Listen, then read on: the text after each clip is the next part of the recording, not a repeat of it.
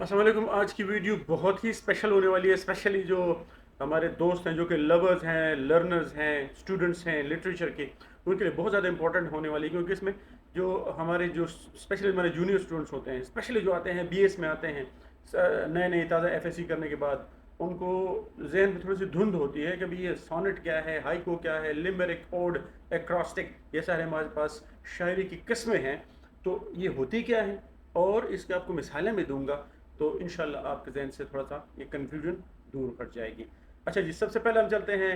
जो पहला शायरी की किस्म हमारे पास है वो है sonnets. A 14 line poem with a specific rhyme scheme, often written in iambic pentameter, focusing on themes of love or nature. मुख्तसर ये इसमें 14 लाइनें होती हैं। 14 लाइनें वाले पोएम जिसमें लव या नेचर की बात होती है और इयम्बिक पेंटामीटर में लिखा जाता है। इयम्बिक, जब आप थोड़ा सा इसका, अगर मेरे पास टाइम हो तो मैं बताता। तो ये ऐसा ऐसा पेंटा ऐसा मीटर पोइट्री लिखने के लिए जिसमें पहला जो सेलेबल है वो स्ट्रेस्ड होता है, दूसरा अनस्ट्रेस्ड होता है। थोड़ा सा रिवर्स का अगर आप बाद में चेक कर लें, क्योंकि इस वक्त अगर मैंने उसको टाइम दिया तो टाइम उसी में निकल जाएगा। सोनेट 14 लाइनों की पोएम है। इसमें जिक्र होता है, ये मोहब्बत के बारे में होती है, कुदरत के बारे में है, कुदरत की जो मनाजिर होते हैं, कुदरत की जो कुव्वतें होती हैं उसके बारे में। पहले हमारे पास सोनेट मिलती है, सोनेट 18, जो कि विलियम शेक्सपियर ने लिखी थी। द न्यू कोलोसस, ये एमा लजारस ने लिखी थी। और ओजिमेंडियस, जो कि पीबी शेले ने लिखी थी।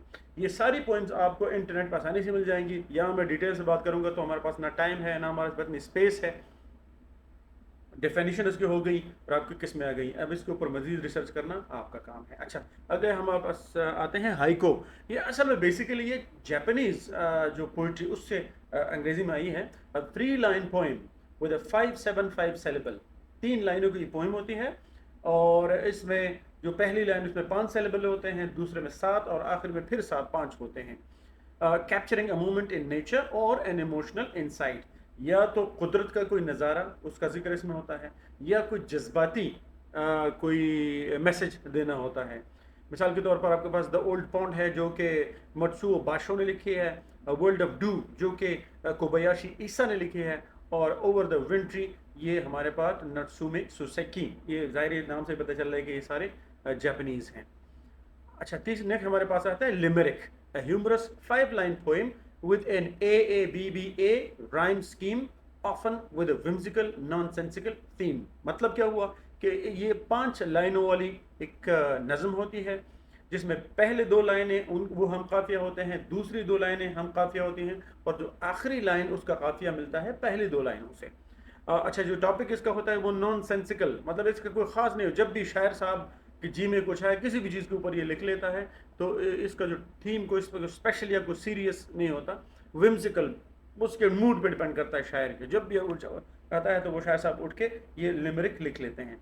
इसकी मिसालें कौन कौन सी हैं? There was an old man with a beard, जो कि एडवर्ड लेयर ने लिखी है। A wonderful bird in the pelican, Dixon Lanier Merritt ने लिखी है। और इसके अलावा there once was a man from Nantucket, जो कि एनोनिमस है, यानी इसके शायर का पता नहीं है। ये आपको नज़में इंटरनेट पे मिल जाएंगी, आप देख लें कि ये लिमरिक हैं कि नहीं है, ये क्यों लिमरिक हैं। नेक्स्ट हमारे पास आता है फ्री वर्स। नाम से पता चलता है poetry without a fix rhyme और रिदम और rhyme scheme, allowing for freedom of expression and varied line lengths. पहले काफिया होते थे, रदीफ होते थे, ख़ास वज़न होता था, लेकिन बाद में लोगों को पता चला कि ये जो हमारे जहन में जो ख्यालात होते हैं ये तो बगैर किसी उसके कायदे के आते हैं, जहन में ख्यालात आते रहते हैं। तो फिर हम इसको शायरी के बंधन में, शायरी के कायद में कैद क्यों करते हैं? जिस तरह ख्यालात आते जाएँ तो उस तरह बयान करते जाओ, ना कोई राइम स्कीम हो, ना कोई रदीफ हो, ना कोई काफिया हो। तो इस तरह हमारे जिस्म में जो ख्यालात हैं वो बेहतर तरीके से हम उसका इजहार कर सकते हैं। फ्री वर्स की मिसालें कौन कौन सी हैं? सॉन्ग ऑफ माई सेल्फ, जो कि वॉल्ट वाइटमैन ने लिखी है। The red wheelbarrow, William Carlos William ने लिखी है। और डैडी के नाम से सिल्विया प्लाथ ने एक फ्री वर्स उसकी मौजूद है, आपको किताबों में और लाइब्रेरी में, इंटरनेट पर आपको ये मिल जाएगा। नेक्स्ट हमारे पास है epic. It's a long narrative poem detailing heroic deeds and adventures, often involving gods and supernatural forces। बहुत मशहूर किस्म है ये शायरी की, बहुत लंबी नज़म होती है। इसमें शुजात और बहादुरी के कारनामे होते हैं, मुहिम्मात का जिक्र होता है। उसमें यहाँ तक कि बात देवताओं तक पहुँच जाती है, या जो माफ़ोक़ुल फ़ितरत जो चीज़ें होती हैं, जिन हैं, परियां हैं, है देव हों, इस किस्म की चीज़ें इसमें होती हैं, और इसको हम इसलिए कहते हैं एपिक। अच्छा, मशहूर पोएम हमारे पास जिसके शायर का पता नहीं है क्योंकि बहुत पुरानी नज़म है, बेवुल्फ, ये हमारे पास एपिक की एक मिसाल है। पैराडाइज लॉस्ट जो कि जॉन मिल्टन लिखी है और सुनाया है कि इसकी 12 किताबें हैं, तो 12 किताबों में एक ही नज़म, अंदाज़ा लगाया कितनी लंबी पोएम है। इसके अलावा इलियड है जो कि होमर ने लिखी थी, ये एक और ज़बान में लिखी गई थी, शायद यूनानी में, और उसको बाद में ट्रांसलेट किया गया अंग्रेज़ी में। चलते हैं जी बैलेड की तरफ। A narrative poem typically with an ABAB rhyme scheme, often telling a dramatic or romantic story। किस किस्म की नज़र होती है? हमारे पास एक कहानी बयान की जाती है, इसकी पहली लाइन तीसरी लाइन के साथ और दूसरी लाइन चौथी लाइन के साथ हम काफिया होते हैं, और इसमें या कोई ड्रामाई या रोमानवी ये कहानी होती है जो कि एक नज़म की शक्ल में बयान की जाती है। अब इसकी मिसालें कौन कौन सी हैं? The rime of the ancient mariner जो कि एस.टी. कॉलेज ने लिखी है, la belle dame sans merci John Keats ने लिखी है, और बैलेट ऑफ बर्मिंघम जो कि डूडले रेंडल ने लिखी है। नेक्स्ट हमारे पास है ओड, ये बहुत मशहूर है, लिटरेचर के पढ़ने वाले उनका इससे वास्ता पड़ेगा। A formal, often ceremonious poem that praises or glorifies an individual event or thing। कोई शख्स हो, कोई वाक़या हो या कोई चीज़ हो, उसकी तारीफ़ करने के लिए हम ये एक रस्मी किस्म के एक नज़म लिखते हैं जिसको हम ओड कहते हैं। इसकी मिसालें हैं ode to a nightingale, John Keats ने लिखी है। जॉन कीट्स एक दूसरी नज़म ode on a Grecian urn, ये भी आप देख सकते हैं इसको, and ode to the west wind जो कि पी.बी. शेले ने लिखी है। नेक्स्ट हमारे पास आता है एलेजी, शायद उर्दू में इसको मर्सिया कहते हैं, या जो जो अ मोurnful और reflective poem typically lamenting the death of individual और लॉस ऑफ समथिंग सिग्निफिकेंस। आपका कोई प्यारा कोई फौत हो गया हो, आपकी कोई इंतहाई कीमती चीज़ गुम हो गई हो, तो उसका अफसोस करने के लिए, उसका सोग और मातम मनाने के लिए ये एक सोच वाली एक नज़म होती है जिसको एलेजी कहा जाता है। एलेजी की मिसालें कौन कौन सी है? Elegy written in a country churchyard जो कि टॉमस ग्रे ने लिखी है, एंड मेमोरियम AHH ये अल्फ्रेड लॉर्ड टेनिसन ने लिखी है, और लिसिडास के नाम से मशहूर है एलेजी जॉन मिल्टन की। नेक्स्ट हमारे पास है acrostic, a poem in which the first letter of each line spells out a word और मैसेज व्हेन रेड वर्टिकली। जब कई सारी लाइनें होती हैं, 4 5 6 7 जितनी भी लाइनें हैं इस नज़म में, तो उसके अगर पहले हर्फ को अगर आप ऊपर से नीचे की तरफ इस तरह मिलाते जाएं तो इससे एक वर्ड बनता है, तो ऐसी नज़म को कहा जाता है एक्रोस्टिक। आपको एक्रोस्टिक के नाम से नज़म मिलेगी, N acrostic Edgar Allan Poe की है। दूसरी एक्रोस्टिक के नज़म से ये नाम भी, ये नज़म की शायरी की किस्म भी एक्रोस्टिक है और इसका टॉपिक भी एक्रोस्टिक है जो कि लेविस कैरोल ने लिखी है, और एक और एक्रोस्टिक नज़म सनशाइन के नाम से जॉन पल्चिक ने लिखी हुई है। नेक्स्ट हमारे पास आता है सेस्टीना, या शायद आपके लिए नई होगी, 39 line poem consisting of 6 line stanzas followed by a 3 line envoi using a pattern of repeated end words। इस नज़म में होती है 39 लाइन। 39 लाइन की होती है, शायरों की मर्जी है।